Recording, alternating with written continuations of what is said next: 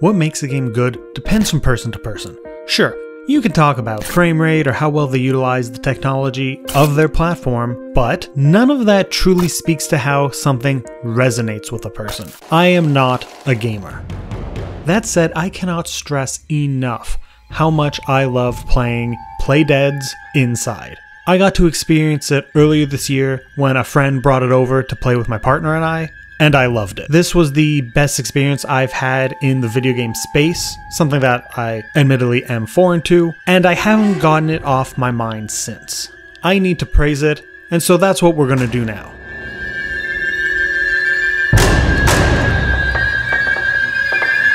Let's do this.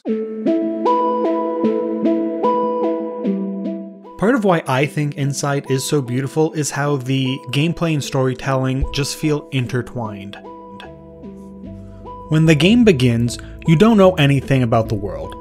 All you are is a boy running. This is mirrored in the mechanics. Inside is primarily a side-scroller, and there's no tutorial. You are simply dropped into the game and start running. As you start to encounter dangers, the men chasing you, and the hunting dogs, you quickly learn that this is a game built around observation and timing. Inside is a puzzle game, and one of the recurring puzzles is learning the patterns of enemies you have to avoid being caught by, and this game quickly teaches you the patience needed for the game. Seriously, those dogs will tear you apart if you are caught. And as the game progresses, you are presented with more intricate environments, puzzles to solve, and as that gameplay unfolds, the world building grows along with it. We go from the simplest setting of the forest, to warehouses, to laboratories, encountering the various experiments that, until the final section of the game, you assume you're trying to escape from. Okay, so before I get any further, at this point I want to talk a bit more about world building as a whole. Often world building, when it's brought up, it is in reference to perceived intricacies and lore. I need to give an example for what I mean by perceived intricacies. Tolkien gets a lot of praise for language, and that makes sense. To create a working language that can be learned is impressive. The problem is that I often see it brought up as good world building and used to prove that it is better than any other fantasy worlds, and I just think that is baseline wrong. I myself could put years of work into making a language for the channel, but that wouldn't make my videos on the same level as Lord of the Rings. Duh. The reason why Tolkienboy's work is so good is because he puts as much work into everything as that, and the end result is a world that feels believable and lived in. And the same can be said for lore. Your royal family's lineage can span back 10 generations, but if it serves no purpose to the narrative, then why does it matter? I want to use Bloodborne as another example. It is a game that I have not played, but I am obsessed with. I consume so many videos about it.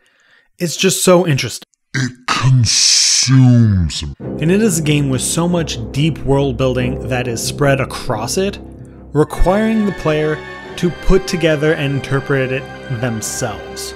This works because the game lives in that Lovecraftian style of world where the horror comes from the unknown, impossible to decipher. Does that make Bloodborne bad because it doesn't have its own Silmarillion? No, because its lore, even if not as fully fleshed out as it appears to be, which I'm sure it is, it works because the lore in it is fulfilling a purpose. It evokes the feeling of things beyond the mortal world as we know it, and whatever it is, it's gotta get killed. So all that aside, I can get back into the world building of Inside. Like I said, it slowly drips out its story. We are not suddenly jumping to the huddle straight from the forest. We see the pigs infected by parasitic worms, setting up themes of mind control. Then, when you get to the facility, you get further experiments like the mind-controlled zombie drones. We called them brain buddies. We get the creature underwater, the labs actively experimenting on people, slowly building to the huddle, a moment that is surprising, but not out of left field because we built to it. And without any cutscenes or dialogue, we have been told a story we understand because of the game's progression. The YouTube channel Hello Future Me has videos on what Tim calls soft world building, and Inside is 100% something I think falls into that. So if you want to learn more on that and how He's described it, I'll leave links in the description. Now the last thing I want to talk about in this video is the art style. Games and their platforms are being pushed further and further with what they are capable of and showing off amazing results. It's awe-inspiring seeing what games can do in terms of things like skin texture or movement. I grew up on the Sega playing Alex Kidd, and I would never have imagined we'd be where we are now. But that being said, photorealism isn't the only way a game can look good. Obviously, that's in the same way that a film doesn't need to be grounded in reality to work. The style of the game is much more minimalistic. Your protagonist doesn't even have a face, meaning that you can project your own feelings onto them. Your fear is their fear. Your determination is their determination. This complements the slowly unraveling world and story, and the slow but steady difficulty creep as well. The visual style of the game is the house style of Playdead Studios, and they use it in their previous game Limbo as well, or a variation of it, and it really shows that they know how every element of a game can tie into itself. But it is worth stating that while I do think that it is a simplistic art style, I don't think that that takes away from the visual beauty. The muted color palette lets the red shirt of the protagonist stand out, and the levels feature beautiful harsh lights and deep shadows. The lighting itself both ties into aspects of the story when they stand in for things like searchlights, but they also lend itself to that chiaroscuro imagery that you would get from a film noir or German Expressionism. German Expressionism actually is something that I really think is a great connection. That movement was built on focusing on emotional storytelling over realism. Inside, while not quite as expressionistic, it doesn't lean as full into abstraction, it is still a game that, to me, is focused on the emotional experience. Like, yeah, there is a story, an extremely interesting one, but if you don't engage with the part of the game experience where you put the narrative together, the act of playing the game and the reactions it gives you are still there. And it's not just the scares or feeling of tension you get from some of the sequences, but everything else around it. I think the scene where you slowly drop in the water, one of the closest things you have to a cutscene where the gameplay stops and you just drift down while the music plays, is just beautiful. I sat there in awe as we watched that. And that's when it clicked for me. It became more than an experience of gaming with loved ones, goofing off and having fun. It was when I really saw the beauty of this specific game as art.